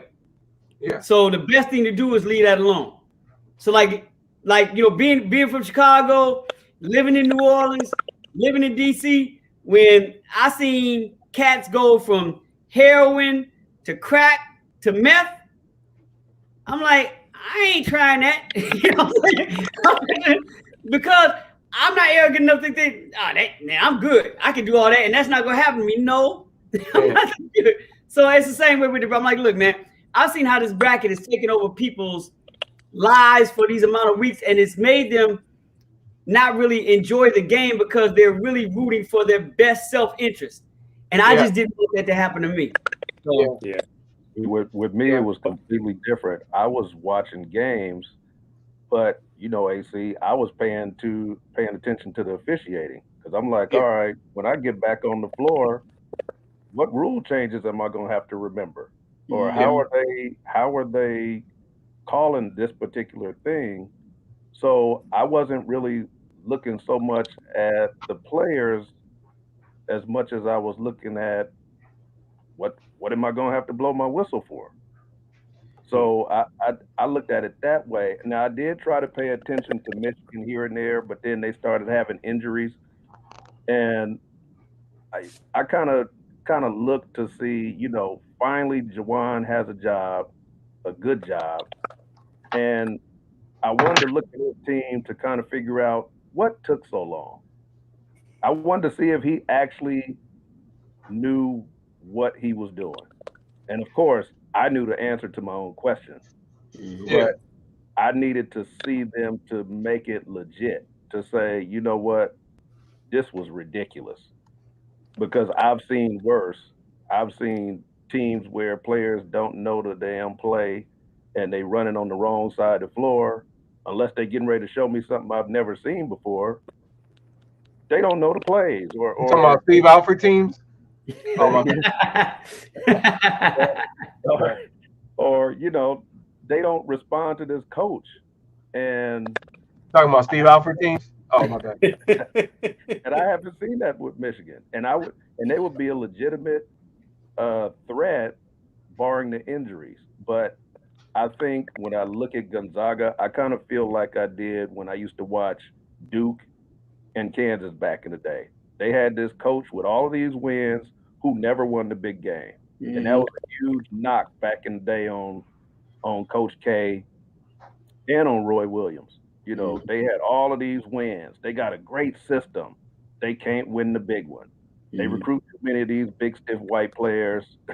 You know, they're too slow when they match up against some speed. And, I mean, quite honestly, until Coach K started getting some Brian Davises and Grant Hills and Ala Abdelnabis and some other guys that can move, they weren't. But I think this may be the year Gonzaga actually wins it. And I think, you know, winning it this year and doing it in grand fashion, like going like 31-0, I think that could potentially happen. So I'm about to make y'all laugh. So Baylor's athleticism better, but I think Gonzaga could actually go undefeated. So all right, so I'm gonna make y'all laugh. So you're telling me Gonzaga hasn't lost this year? I had no idea. I missed. Even when Suggs was hurt, they didn't lose. No, I'm saying I had no idea. He doesn't know. He has no idea. Yeah, no idea. Yeah. You mean the 91 UNLV team didn't look? They lost the game. That one year that they won it, they lost the game. It was the next year after that they went undefeated until they lost to Duke. Yeah. Well, now, the year they won it, I think they lost like maybe 4 games. But okay, yeah. Now Scoop, you didn't open the can of worms. I'm sorry, Rodney. I got to put you on pause. And Scoop, you may not be able to answer this, but you say the year they lost. Now, did they actually lose? Scoop? Oh, no. I'm sorry.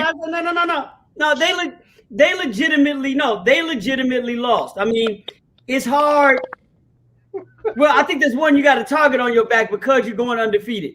And the luck that Gonzaga is going to have this year, outside of them, Rodney, what you're saying is that it's true. I think this is their year, but this is a year because they finally got that one player that can win a championship for you. They have a player that's either going to be number 1, 2, or 3 in the draft. Gonzaga's never had a player, you know, of that caliber, of that pedigree. They haven't had that player. Yes, they've had the system. They've come from being a mid-major to one of the top, you know, even light blue blood. I'm talking light blue blood, you know, over the last couple of years, and they've been in the final game before, but they've never had that singular player, and they got one now. So that's why I think they probably have a chance to win. But in UNLV situation, which I think Gonzaga is going to avoid, is that they don't have the target on their back defending the championship. You know, and at the time, they set the record for ass whooping in the final game the way they beat Duke the year before. Nobody in the NCAA tournament final game had ever been beaten by 30, ever. Right. So to come back and have to play that same team that has that level of revenge on their mind is almost an impossible task for us to ask for one team to do in that moment. Not only stay undefeated, but also beat the team that you beat the brakes on the year before that has revenge on their side. So I do believe they did lose. But I say that with all of this understanding that, you know, if somebody else had beaten Duke, they probably would have won the whole thing. You know what I'm saying? But Duke had too much going on their side to not lose that game. And too many things working against UNLV, in my mind, to win their game against that team. You know, now keep in mind, there was a little difference in that, and correct me if I'm wrong, I'm pretty sure somebody will. They didn't see Grant Hill in their championship game. They won in 91. Grant Hill was a freshman, I think, in that 92 game. And to your point, they didn't start winning until they got the Grant Hills, the Ala Abdelnabis, you know, the Brad Davises, all that. You know, when they started getting out that box of, you know, players that they were getting, you know, the Jim Spanarkles, the Mike Jaminskis, you know, the Bobby Hurleys, you know, all those cats. Once they got out of that, they started doing that, that's when things changed. So, you know, I say this lose, but I say it taking into consideration everything that UNLV was up against in that particular game. It wasn't just a regular NCAA game against a regular opponent during the regular time. They had a lot of things stacked up against them. So 3 guys So fouled 29 out for years. UNLV. Didn't 3 guys foul out for UNLV? In 29 years. yeah, I think so. Great. Greg Anthony was the person who could not foul out. And when I saw him that first 5 minutes taking all these shots, and he didn't normally shoot the ball that much, I said, why are they going away from their normal game plan? This looks suspicious. It looked So- like they got some. It looked like that was a very interesting hot tub session. Yeah, So in that's 29 one years, video- that's the one video back here I will not watch because I'm like, can't watch it. you telling me that Larry Johnson can't kill Greg Kubek? Right, exactly.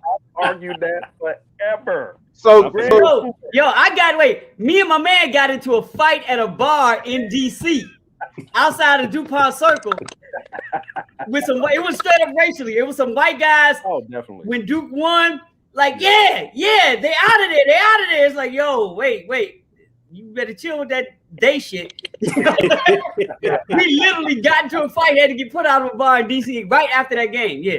wow. All right, so it's been 29 years. No one could tell me that what I believed wasn't what happened.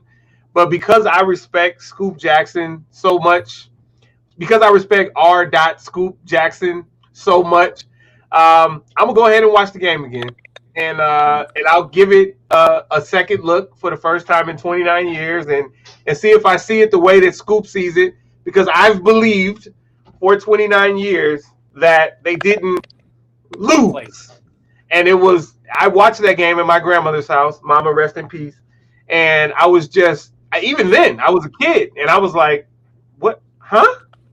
Same team, same dudes, different results. Yeah, like what? Please watch with your referee eyes too. Oh, so that's true too. That's true too. I don't even That's need true, to see it again. I can still see Greg Anthony waving off Tarkanian with those 4 fouls. Like, no, I'm good. And I'm like, no, you're not good. Like, so that's the back. going back to the bracket thing. I wanted to add something Rodney said, that like he said that, you know, he's watched men's basketball this year with officials' eyes, or with referee eyes, as he says. And that the funny thing is, like, that's the only way that I watch sports now. Like, I watch it my 3 sports that I officiate, and I don't watch a ton of lacrosse, but with football and basketball, I watch it from my perspective as an official. And it's not like I'm out there judging people's calls, but I'm just seeing positioning and seeing reactions and reaction time and judgment, like watching their judgment and all of that. So, yeah, but I did watch a ton of women's basketball as watching through my official's eyes so that I could get ready to work. And then I wound up working mostly men's games this year, which was really weird. And there's been no season like this in my history as an official. So it was really, really interesting. You guys prefer official from referee? Well, it depends. So let me be clear. Because I want to be correct now. I mean, Scoop took his chances and not said anything racial about that fight he had. So the PC way of saying it, how the most PC way of calling you an official or a ref, is like, so in football, you literally have positions, right? You have referee, umpire. In the NCAA game, you have an 8th position. You have center judge. You know, so you have positions, and only one of them is actual referee. In basketball, you have 3 positions at the tip. You have referee, umpire 1, and umpire 2. But after the ball is tipped, everybody is a referee and everybody is refereeing. So yeah, you can say it in basketball because everybody's a referee, and most people are a referee on a given night, and they might be a U1 on another night. So you could definitely say that. It's just in football, because that's an actual position for the entirety of the game, then you really go with official to cover everybody. oh, okay. Because it don't sound good from the stands. Come on, official. It doesn't sound the same. Yeah, well, Come on, and of ref. course they try to say, "Come on, ref." Yeah, come on, ref. You Because said there's, that's- because like I tell Coach McElroy all the time, there's no creativity in "Come on, ref." There's no creativity in "Are you serious?" Yeah, Coach some McElroy, classes, I'm ref. dead serious. And you know who else is serious, Coach McElroy? Mookie! Mookie Betts. Can I ask Scoop something before I go? Because I got to get ready to get out of here. Can I ask Yes, Scoop sir. something? Scoop, in your many years of covering the game, basketball, who is the most clutch player you've ever covered? Probably Mike. But Reggie Miller's a close second. And what made them? I'm not talking about like statistically, but what made them clutch from what you saw? I'm trying to look at. Well, anytime you could get away with beating Greg Anthony's ass on the court and score 8 points in 9 seconds, that's clutch. I mean, no foul call, that's clutch. It's their ability to want to be in that moment. You know, to me, I'm not the guy that says clutch, you have to deliver all the time. It's what you watch players do when those moments come. And Michael has the advantage because we got to see him do it consistently. And when I say consistent, I'm not talking about in the finals for 6 straight years. I'm talking about the things he did in games, starting with that Cleveland game, that first ELO drop, watching those games and watching him do it every time. And when those moments happen, like his whole demeanor changed. It changes in the fourth quarter. It changes in the last 5 minutes. It changes in the last 30 seconds. You know what I'm saying? And to see him deliver it and then do it in the finals, and you add that to it. It was, you know, and once again, it had nothing to do with like wanting to take the last shot. I want the entire game to flow through me during the course of these last 5 minutes. Okay. That's what I saw. Reggie Miller because a clutch pass, right? It doesn't make it whatever it was. Oh, because he wanted his hands. Michael just wanted to have his hands. He gravitated towards those moments. Okay. You know, it's like, and this is gonna be a bad analogy, and I'll probably get in trouble for this. But it's literally like the difference between people that are paramedics and people that are police officers and those that are first responders. Mm-hmm. First responders, like, they run into it. That's what you have to be built a certain way to run into it. It's not about taking care. It's not about saving lives. It's, you know, this part of it. But first responders run into the trauma. Mm-hmm. That's what I'm talking about. It's like just Michael was one of those dudes, and he did it for so long, and he did it at that peak level where come clutch time, he ran into it. Yeah. All aspects, not just hitting the last shot. He just ran into it. Reggie Miller was different because Reggie was all about taking the last shot. Yeah. Reggie was like, give me that shit when it's on the line. Even if he had to punch you in the eye to take the ball, Greg Anthony, you're right. Hey, you do what you got to do. You do what you got to do. You're a referee. You're a referee. That's not it. It's not his job not to get there. It's your job. You're right. You are right. You are damn right. You do what you got to do. You're right. You know, but Reggie was that way in every game. And Reggie was so bad that way in every game. Sometimes you had to remind Reggie the score of the game. Like, Reggie, the game's not on the line. There's 5 seconds left and y'all are up by 10. Right. You don't have to take this last shot. Reggie's like, you know what I'm saying? Yeah. He just wants that. That's how he works. So those two are the two, to answer your question, over the course of my writing career, that have been the most clutch. Now, I was asked this question a long time ago. Who I thought was the best, most clutch overall player, in that who's would I want to have the ball with games on the line? Yeah. Okay. And that's a different, to me, that's a different question. Okay. And I see like you have a very calculated answer. Oh, that happens to be, you know, I'm at 824. Yeah! Kobe. Yeah, because he was just different. You know, he's not like he was Nick Van Exel. He's going to shoot you in or out of a game. You know, but he would take risks and shots and things that nobody else would, that even Reggie Miller or Mike would even think about doing. he lived for that moment. He lived for that moment in ways that Mike and Reggie didn't live for that moment. And you know, that whole thing about him sabotaging games just so he can have that moment, that's who that dude was. And I've never seen anybody with that, and I don't even know if you call it clutch, but he had something in his DNA inside of his blood system that made him believe more than Michael, more than Reggie, that he was born and made for that moment. Wow. You know what I'm saying? Yeah. But unlike Reggie, his moment was not just relegated to the last 5 seconds. Right. His moment was at any point in the game where it was close and we had to separate. Right. Like we used to call it ESPN those damn moments. And you all are referees, so y'all understand that every moment there's a moment in every game, usually where the game shifts and swings. At ESPN, we call it the damn moment. The moment where damn, this is going this way. You know what I'm saying? Kobe Bryant, and those damn moments can happen in the first quarter, they can happen in the second, you know, they can happen anytime. But you know that game shifting moment where, okay, this team won this game because of this moment, and this was the damn moment where everything shifted. To me, that's just as part of clutch as the fourth quarter and the final minutes. Kobe was that dude that lived for those damn moments every game he got on the court.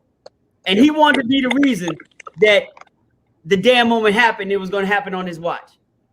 So that's kind of a different way. But if we just, you know, reduce clutch to being fourth quarter, if we reduce clutch just to be in the final moments, then that's one answer.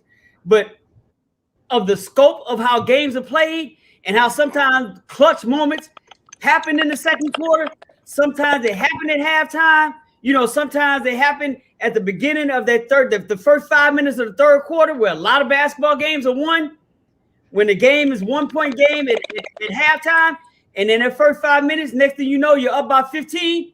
Yeah, that clutch moment in the game is won. That's why I'm going with 824. Kobe was that dude. So along those lines, and I know that Cobb is going to go soon, so I'm going to ask you 2 questions, and hopefully he can stay for your answers, but if not, it's fine. So this is Dietrich's question. Who is clutch currently? And give us up to 5 people. So hold on, that's part A. There's one answer. Okay, that's part A. Dang. But we might need a second. So we got to get past Dame though. So Dame for sure. We all know that. We all know that. But okay. But then the other one, which is not related to clutch, and I think is more important because of the Chicago connection. What did we miss? What did we miss with the motorcycle accident of Jason, who became Jay Williams? Yeah. What did we miss, Scoop, in your opinion? I'm a believer that, you know, missing things at the NBA level has a lot to do with where you're playing or who you're playing for. And as great as Jay Will was, there still was room for player development. Mm-hmm. And no disrespect to the Chicago Bulls and who they had at the time, but, you know, had he stayed here, I don't know how much better he would have gotten, which would have been good enough to be an all-star. But he had been stuck right there. Right. You know, and you all have seen it. Players can be good in the system and then go to a whole nother team where all of a sudden, boom. And I'm not saying that James Harden is an example of that, but, you know, because of what he was going on in Oklahoma City. But we know damn well that if he had never gotten out of Oklahoma City, we never would have seen the James Harden that he's wound up becoming. He had to get out of there in order for that to happen. So in my mind, I'm looking at Jay Will, as good as he was, especially in college, and as good as he had the ability to be, I don't know if he would have developed into the player that he had the possibility of becoming if he had stayed with the Bulls. So now you're asking me, like, who was he going to be had he gone somewhere else? And that becomes an impossible question to answer, because now we're dealing with management, we're dealing with trades, we're dealing with demands, we're dealing with, you know, you all know so many other factors that play into where players shift and where they can go. And without actually seeing that happen, it's hard to say. And that has nothing to do with his talent. I'm just saying, and you all know this to be true, there are some organizations at certain times that all the talent in the world, you're not going to see how good that player is going to become. Right. You know what I'm saying? Like Anthony Davis, had he never gone to the Lakers, we knew he was great, but was he ever going to really get any better and take that next step? You know what I'm saying? Right. I don't, no disrespect, but I don't see it happening. Me either. I really don't see it happening. You know, and if we got players right now, we're like, all right, how good is this player really gonna be? Don't know. Yeah, right. We really don't know. You know, we have glimpses. So I say that to say, I'll take to give you a long ass answer, but in Jay Will, we knew the potential he had. Right. You know, but we don't know if staying where he was going to stay, what was going to wind up happening to him had he stayed and played his career with the Bulls. And at the time, they're still kind of dealing with it now. Player development has not been their thing, man. Their organization has not developed players at all. And I would hate to see him become a victim of that. You know? Yeah. All right. Well, thank you for that. Two related thoughts. So the Jason Williams thing, Bulls, makes me think of Derrick Rose, and then the Anthony Davis thing makes me think of Boogie Cousins. Derrick Rose obviously mired in injuries, and ultimately we never saw him we never saw him sustain his potential, right? We didn't see him sustain. Is Boogie Cousins going to get out of this injury-riddled stretch and get back to all-star caliber, or is he just stuck? He's been traded about seven times. Yeah. I love Boogie. That's my dude. So it's hard for me to sit up here and say he's never going to get over it. But I'm using the same theory now and applying it to, the same thing I just got through speaking about, and using it and speaking to Boogie Cousins. It really depends on what team he decides to go to. And the example I use is Carmelo Anthony. You know, people like phased Carmelo out a couple of years ago, like he's never going to get back in. It's not going to happen. He's too selfish. He doesn't want to do this. You know, no team of this and other.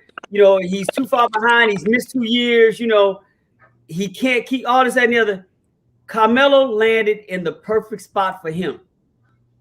Now, is he the same Carmelo that he was? Was he an all-star? No, he's not an all-star. But he's in a place right now where he's playing some very important basketball and is integral to the arc of his legacy. Yeah. I could see that happening to Boogie Cousins, but he has to go to that right team. You know what I'm saying? Yeah, okay. I don't know if we ever see him be that all-star, that 20-point, 26-point, 13-point player. I don't know if that's going to ever happen again, but I can see him going to the right team and having the same add-on to his legacy that we're witnessing Carmelo happen right now. Facts. I can definitely see that. So it's not really about him actually getting back to that all-star level. Just as we never saw Derrick Rose get back to that all-star level. But they've been able to find ways to add on to their legacy to let them have basketball careers that they can walk away and be proud of. Yeah. You know, I do believe that Boogie Cousins, once he finds the right team or the right team finds him and that winds up working, that he'll have a back end of his career that he, overcoming these injuries, is going to wind up being very proud of. Okay. Question. All right. Real quick, Scoop. What's the most difficult story or topic you've had to write about, where you had to kind of think, do I really want to write this, or do I really want to write about this? Because I've read your stuff for probably since you started. I mean, you and Brian Burwell, rest in peace, were no doubt that, because I couldn't stand. I'm gonna just go ahead and be real with it. I couldn't stand Jim Gray or Peter Vexey. I couldn't stand either one of them. Right. I will never forget that interview that Peter Vexey gave to Latrell Sprewell after the PJ Carlesimo incident, and I hated it. I hated it, and I said, I don't want to listen to these guys no more. Tell our story. Yeah. From that particular moment on, I mean, you call it biased or whatever, but there were only a handful of people that I would actually read into. Mhm. And living in DC, you know, I read the Washington Post, so I read Wilbon. Wilbon, Tony Kornheiser, Donna Britt. Yeah, I read, yep, all of them. definitely very fair. And then I read USA Today a lot. Yeah, John was there. Yeah. Yeah, so I read those two papers and then whatever else I could find online. But I definitely respected you two guys and a few others, and that's why I wanted to know what's the toughest, maybe the toughest article about a particular person or a particular subject that you had to write about, where you had to kind of go back and forth in your mind. You know, how do I do this, or should I even put this out there, or whatever. Okay, I hate doing this. The first that comes to mind is the piece I did for Slam Magazine on Kobe Bryant dealing with the situation in Colorado. And the only thing that made that tough is because Slam is a basketball magazine, and everybody was writing about things that had nothing to do with basketball. I felt it was our responsibility to find a basketball story to deal with an issue that really had nothing to do with basketball. And it was tough for me to write because Kobe was a friend of mine, a good friend of mine. And to have to sit down and write about the levity of this situation and what it meant to his career and him personally was just very tough to write, because at the time, and it was in the moment, they were still going through, the case hadn't been solved, nothing, it was still just in that moment that this could be it. Right. You know what I'm saying? His entire basketball life can be taken away from him because his freedom's about to be taken away from him if this thing swings a certain way. So it was tough to write from, like I said, a fan standpoint of like realizing that Kobe Bryant's career could be over, but also having him as a friend, understanding that all he really ever cared about, for them. And I'm not saying he didn't care about Vanessa or the babies, but his whole life has been about this game.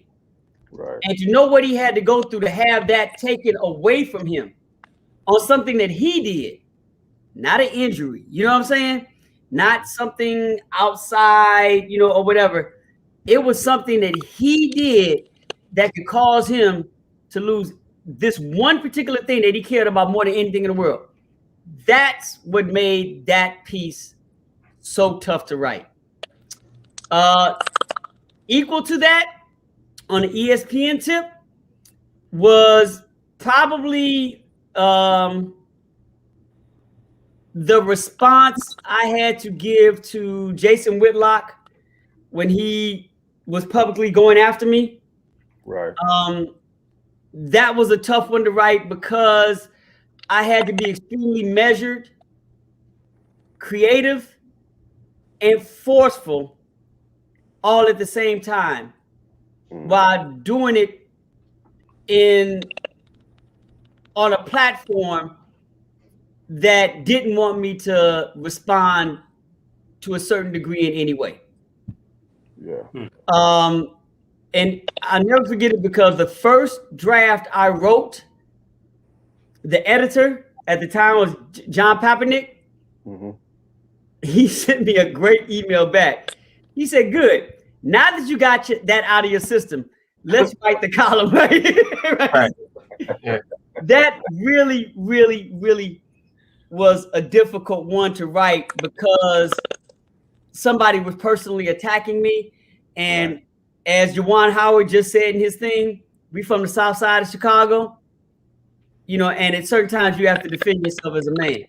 And I just happen to have to do that publicly from a writing standpoint. But there were so many restrictions on trying to write that, that became extremely difficult to write. And it's interesting you asked me that question because the third equal answer to that question happens to be a story I'm writing at this moment. I'm doing it for a magazine here in Chicago called Chicago Magazine. It's our local magazine, which is like LA Weekly, or Boston's Magazine, or the New Yorker in New York, all this, that, and the other. But it's on a guy who is a convicted murderer, committed first-degree murder, spent 15 and a half years in jail. And it's a story about what he did with his life once he got out of jail. The thing that's making it so difficult to write is because I'm trying to focus on what this man has done with his life, which is an amazing story, and it's an amazing story of human resilience. I want to focus on that. The magazine wants to focus on his criminal, him being a criminal and the time he spent in jail. Wow. And trying to find a balance between both when we are diametrically opposed on what the fundamental story is about this man's life as it should be told. Right. As I told to them, to me, it's like looking at Malcolm X's life and saying, okay, we're not going to focus on what he did once he got out of prison. We want to focus on Malcolm X, Malcolm Little. That's what the story is to us. Detroit Red. Exactly. We want to focus on Detroit Red. As opposed to looking at what he became and how he transitioned into this man after that, which to me is the greater story. Right. Yeah. This is, I'm living this exactly right now. How do I deal with this story in this fight and still get this story out and put my name on it when I am exact odds with the magazine and how they want to do the story? Wow. Yeah. Yeah. Wow. Yeah. That's compelling. Hey, I'm gonna let Cobbs close out real quick. Rod, don't do a follow up yet. Let Cobbs close out because he's got to go. Well, I'm just gonna say I am such a fan, Scoop. And Thank you, man. we're talking about clutch earlier. You got to be clutch when it comes to sports. Just the storylines, man. Because you and Dr. Harry Edwards, every documentary I watch, when you guys pop up on the screen and give your account of the story, you guys legitimize that documentary I'm watching. So I would like to say, man, kudos, man. Continue to represent. Again, big fan, man. Everything you put out, I read, and continue to push forward them narratives that they don't want us to hear, man. Because I can only imagine as a filmmaker how they want us to write a certain angle, but that's not the story we get when we get to the nitty gritty of the people we're covering. So, man, shout out to you, man. I appreciate love that your stuff, man. Keep doing your thing, man. Peace out. AC Carter, appreciate the invite, man. Yeah. Chris Johnson, I'm gonna see you on your show, KJ Live. I'm gonna holler at y'all next week, man. Peace and blessings. Yes, sir. Yes, sir. All right. So before we transition, I just want to throw a couple things out there. I didn't get a chance to say this when Chris was still here, but let's do the math. Chris Johnson averaged 0.7 points per game his freshman year. If I remember correctly, UCLA went 30-2 overall. So 32 games, 0.7 points per game. That's roughly 22 points in his freshman season total. But he left the school as the 24th leading scorer in UCLA history. Boy, did he have a solid, to say the least, final 3 years at UCLA. You have 22 points total in your freshman year, and you leave as the 24th leading scorer in UCLA history. And keep in mind the pressure of being Marcus Johnson's son. You brought 54 off the wall. To do that under that pressure is Yeah. So I want to say that. I also want to say, I want to answer Rodney's question too, really quickly, about the three toughest for me. I would say the toughest, and it wasn't.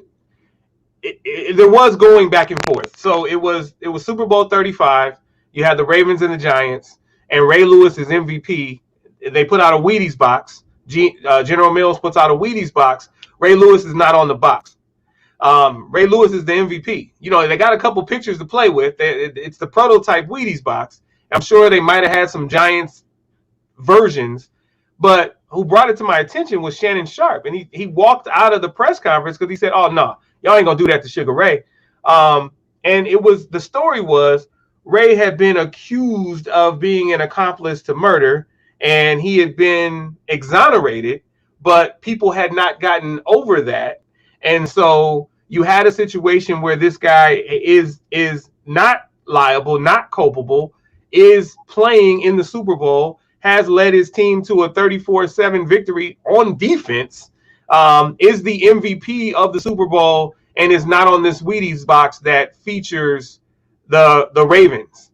So I wrote about that. I wrote about the Ray Lewis piece and then the component of the Wheaties box.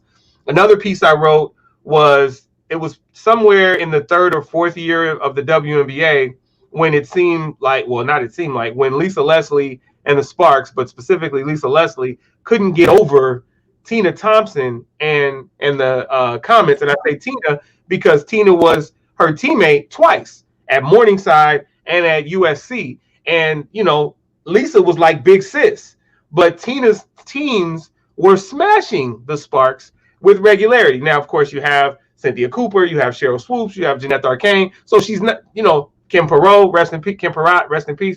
She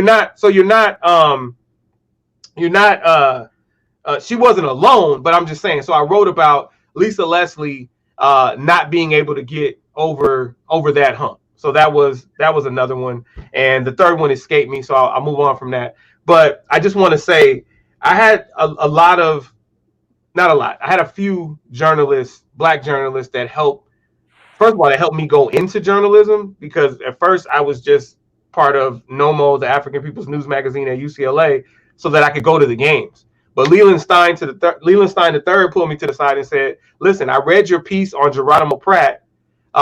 You're a really good writer. You should actually write sports." And I was like, "Oh, so Leland is the one that pushed me."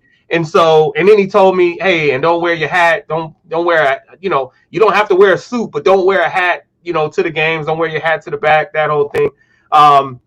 So he helped me with that, right? And then okay, right. And then you have Haywood Galbraith, who gave me the avenue to write for his wire service. And then you had some black journalists that were black and journalists, so they were inspirational, like Art Thompson and Lonnie White. And I guess even you could throw J.A. in there. But then you had black journalists that I felt were always black, and helped me be a journalist that was black, but that realized, I don't want to sell anyone short, but so it's all important. But when you have a guy like Scoop, who is black and is going to write, and he's a premier writer who just happens to be black, but he doesn't muffle his blackness. Let's say that he doesn't muffle where he comes from, right? That was important to me, right? I got that from Scoop. On a much smaller scale, I got that from Leland Stein, right? Even Mike Tillery, who came along just afterward. I always got that from Mike, and that's why Mike and I became such good friends. Mike, I hope you're doing well. Haven't talked to you in a while. Your birthday was last week with mine. We miss you. But I just want to say thank you to the cats that helped me in journalism. I've taken several steps back over the years, so that I could officiate. But I'll never forget, what you guys have done. And Scoop, you were immensely an immense catalyst for me to succeed. So I want to say thank you. Rodney, I'm gonna let you go ahead and close out because I know you got to bounce. Yeah, man. Just real quick, prayers go out to Sean Bradley. I heard about his accident. He's paralyzed. Got hit from behind on a bike by a car. I mean, just life is so precious. One little instant thing can just change you and change your family forever in the blink of an eye. So my prayers out to him. Scoop, man, I've enjoyed reading all your stuff. Still will. Going forward, you have always represented sports and our people simultaneously to the highest. And I respect that because I understand how difficult it must be for you to work at a major network like ESPN and have to navigate how you say things and also keep the credibility with your people, because I know how our people can be when they hear one word that doesn't make sense to them or one thing that they disagree with. It's all of a sudden, oh no, man, he's a sellout. No, but you have managed to navigate through those waters over the years, man, like it's flawlessly, pretty much. And I highly respect that. You keep brothers. I mean, me and my buddies at Howard, we kept your articles open. No, thank you, man. Yeah, keep pushing. I just keep telling Rodney. I keep telling myself that they don't want me there. No, seriously, that's what you keep telling yourself, that they don't want you there, but you're not going to give them the liberty of not seeing you there. That's really all it is. Yeah. Like, I'm not going to do anything to give you all the luxury. Like, y'all hired me to get rid of me. That's kind of the way I look at it. But I'm not going to give you all the luxury of, getting rid of me. That's and you just use that. I've been there 16 years, and that's still the way I think, which is kind of messed up, but it makes the navigation not hard at all because you control it. You know what I'm saying? It's not in their control. It's in my control. Yeah. So man, you guys stay safe. I know these numbers going down. I see this California sun is shining out my window. And that makes people let their guards down a little bit in Southern California, but be safe, man. You too, man. I got to get out of here and hit that football field, so I'll wrap with you. All right, man. Good luck today. Appreciate it. Appreciate you, Rob. Thank you, man. Thank you. All right, see you, Rod. Scoop. Yes, So sir. this part of the podcast is when we go to the closeout. You've obviously seen two of them. What it is you just sharing your final thoughts. It's kind of like Dick Shapp's parting shot. I call it the closeout. Go ahead, Scoop, close out. Man, no, Jimmy, first of all, thanks for having me. Thanks for, the extreme kind words. Thank you for, letting me know that over the course of my 25 years of doing this, that, there was purpose there, and you felt the purpose, and you were able to embrace and digest and get something out of it. So that, gives me purpose. And I really, really appreciate that, and I appreciate one black man to another, just, acknowledging that, I could play a little small role in you finding not only solace, but some happiness in, what you're building as, several careers, and you make it say you're one of the brothers that makes it worth doing what we have to do. You know what I'm saying? Because we can never do this for ourselves. And once we think we're doing this for ourselves, that's when we wind up taking losses. Right. And I've never looked at anything I've done as doing this for me. Now whether it connects with anybody else, you never know, man. So when you find out that it does, once again, it validates the way you feel and what you've done, and it gives you purpose. So I appreciate you telling me that, I've helped you along the way for doing what you're doing, because that means more to me, because it gives me purpose. So I appreciate that. Absolutely. And the second thing is always, man, not just to you, that was my shout to you, but to anybody else, man, try to, to all the brothers and sisters out there, all the youngins, anybody just trying to find themselves and start building on their lives. The one thing I can tell I've learned in all these years, and probably the most important thing in this life, and it can apply to career, is to just stay true to your values. I know it sounds corny, but, every industry has, those situations that have the power to shift you from being something that you're not or something you don't want to be.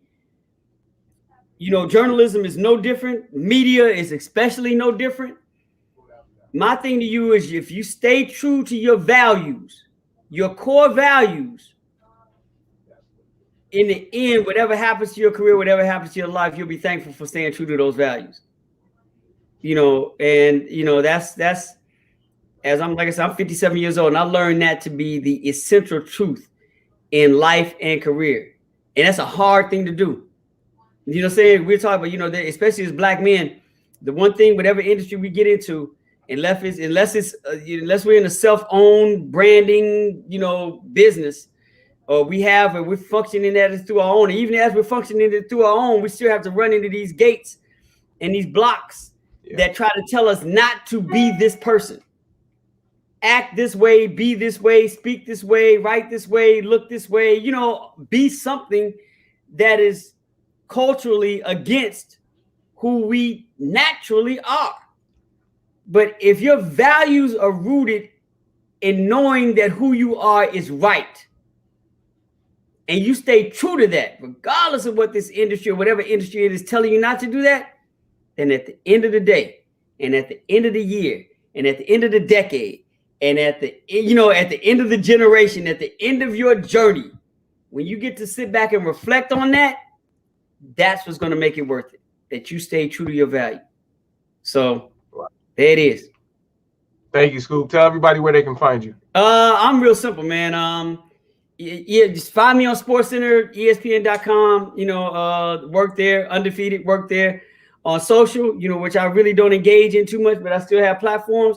It is OG3 Scoop, all in cap letters, because you know, I reached triple OG status, so and I got this gray here to prove that. So it's OG3, it's OG Roman numeral 3 Scoop on Twitter, Strong Island Media Shy on Instagram, and your Facebook is just Scoop Jackson Writer. So there it is. Yep. All right. So for my closeout, first of all, I want to thank Kristaan Johnson for coming on. I want to thank Scoop Jackson for coming on. And then Anthony Cobbs, our regular guest host. Thank you.